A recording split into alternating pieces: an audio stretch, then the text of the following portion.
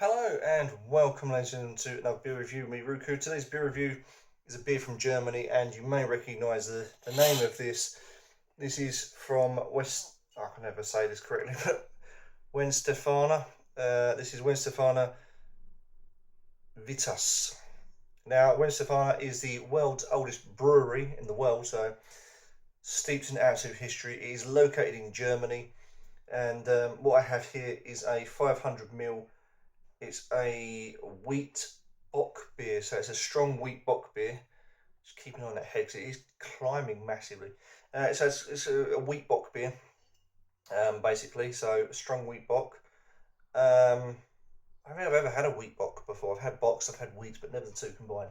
This comes in at 7.7% ABV, so 500 ml from Germany, and contains water, wheat, malt, barley, hops, and yeast.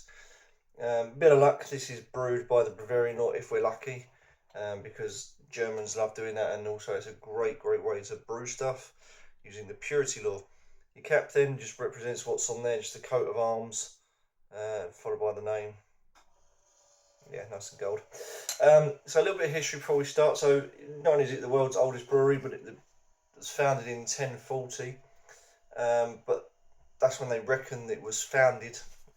And brewing beer by that point.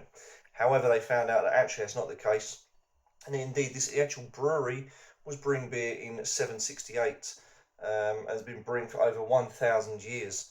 So over 1,000 years of knowledge, brewing. I mean, you got to give it to the Germans. If persistent, they know what they're doing. And this was the oldest, or still is the world's oldest brewery, located in Germany.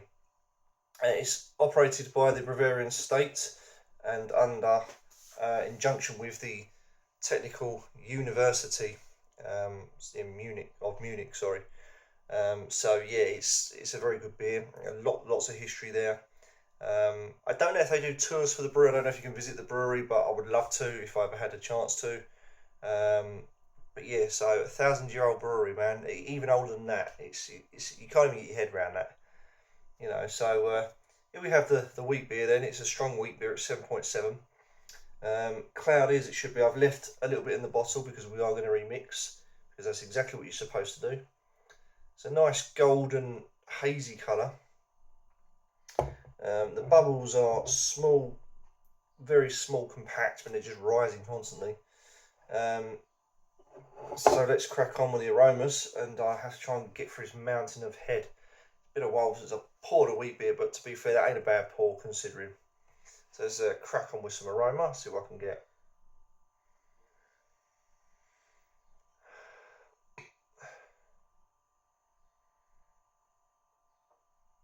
Obviously, you get the wheat. There's a little bit of a fruity note to this as well. I think that is apricot. It's either apricot or orange. I think that's more apricot than orange, but there's a nice apricot, wheat, aromas, a little bit citrusy, and of course I'm getting an abundance of yeast as well. So right, let's crack on, because this is going to be hopefully a great beer. So cheers everyone.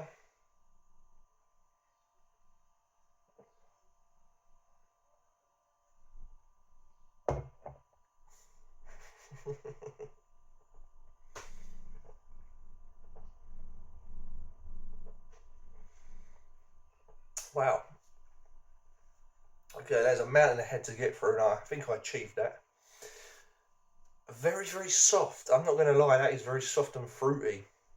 Now, wheat beers are generally like vanilla, banana and all this, but there's a bit of fruit to this, and that's really quite surprised me in a way, but I like it. It works. Okay, just bear with me. So there's a lot of fruit going on. I think that's just, again, apricot.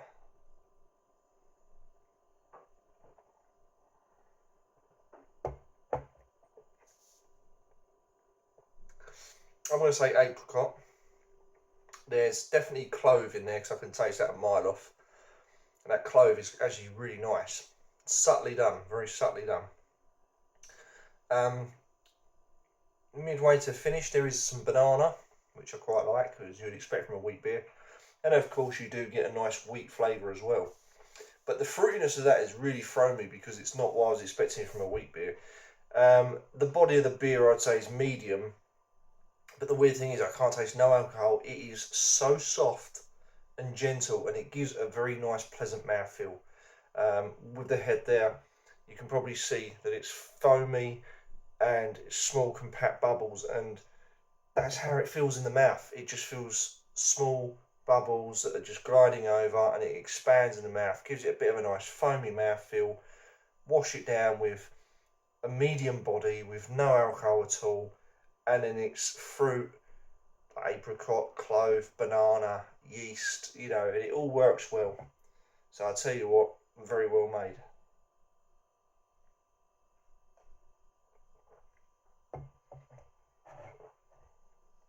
I'm making short work of this and all.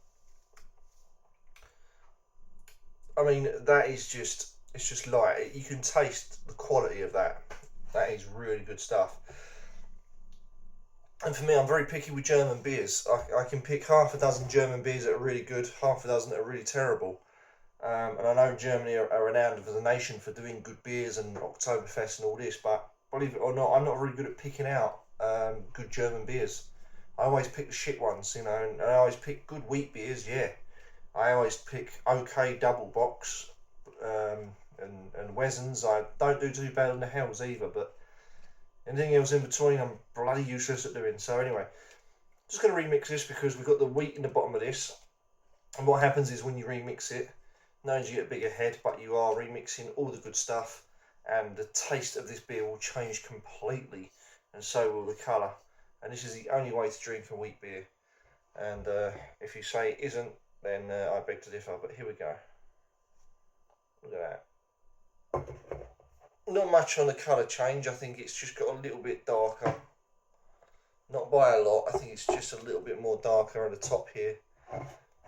This camera is not very, because the sunlight's coming in, but from where I'm looking at my eye, there we go. There we go. That's the colour. Look at that. Darker, cloudy orange. Okay, so let's crack on. The head's gone a bit more settled. See if it changes.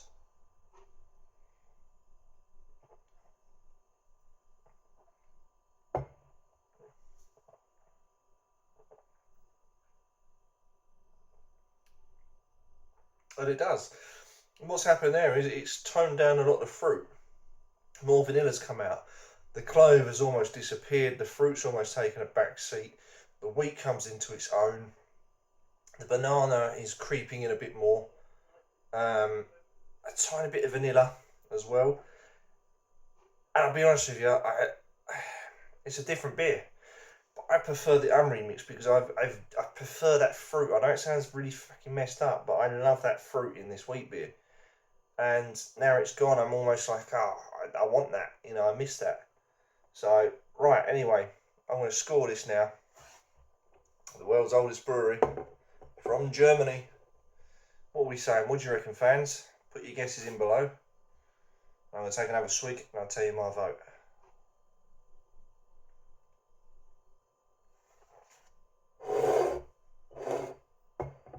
It's of course a 10 out of 10. Absolutely beautiful. Beautiful. Lovely beer. Can't fault it. What a surprise. Thanks for watching. Don't forget, you can join me next time for some more beer reviews.